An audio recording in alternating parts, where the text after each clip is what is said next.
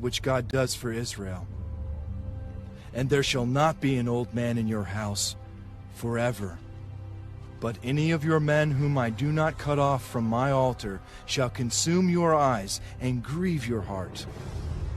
And all the descendants of your house shall die in the flower of their age. Now this shall be a sign to you that will come upon your 2 sons, on Hophni and Phinehas. In one day they shall die, both of them. Then I will raise up for myself a faithful priest who shall do according to what is in my heart and in my mind. I will build him a sure house, and he shall walk before my anointed forever. And it shall come to pass that every one who is left in your house will come and bow down to him for a piece of silver and a morsel of bread, and say, Please, put me in one of the priestly positions, that I may eat a piece of bread.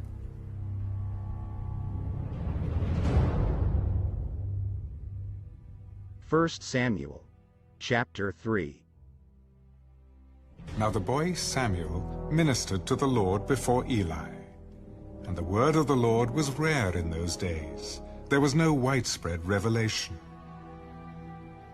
And it came to pass at that time, while Eli was lying down in his place, and when his eyes had begun to grow so dim that he could not see, and before the lamp of God went out in the tabernacle of the Lord where the ark of God was, and while Samuel was lying down, that the Lord called Samuel. And he answered, Here I am. So he ran to Eli. Here I am, for you called me. I did not call. Lie down again. And he went and lay down. Then the Lord called yet again, Samuel. So Samuel arose and went to Eli. Here I am, for you called me. I did not call, my son. Lie down again. Now Samuel did not yet know the Lord, nor was the word of the Lord yet revealed to him. And the Lord called Samuel again the 3rd time. So he arose and went to Eli. Here I am, for you did call me. Then Eli perceived that the Lord had called the boy. Go. Lie down. And it shall be, if he calls you, that you must say, Speak, Lord, for your servant hears. So Samuel went and lay down in his place.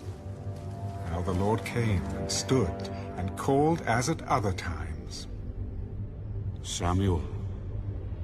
Samuel. Speak, for your servant hears. Behold, I will do something in Israel, at which both ears of everyone who hears it will tingle. In that day I will perform against Eli all that I have spoken concerning his house, from beginning to end. For I have told him that I will judge his house forever, for the iniquity which he knows, because his sons made themselves vile, and he did not restrain them. And therefore I have sworn to the house of Eli, that the iniquity of Eli's house shall not be atoned for by sacrifice or offering forever. So Samuel lay down until morning, and opened the doors of the house of the Lord.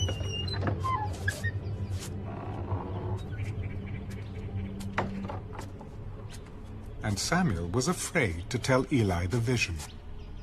Then Eli called Samuel. Samuel, my son. Here I am. What is the word that the Lord spoke to you? Please do not hide it from me. God do so to you and more also, if you hide anything from me of all the things that he said to you. And Samuel told him everything, and hid nothing from him.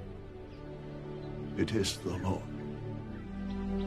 let him do what seems good to him.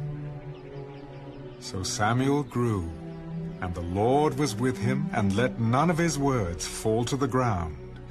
And all Israel, from Dan to Beersheba, knew that Samuel had been established as a prophet of the Lord. Then the Lord appeared again in Shiloh, for the Lord revealed himself to Samuel in Shiloh by the word of the Lord.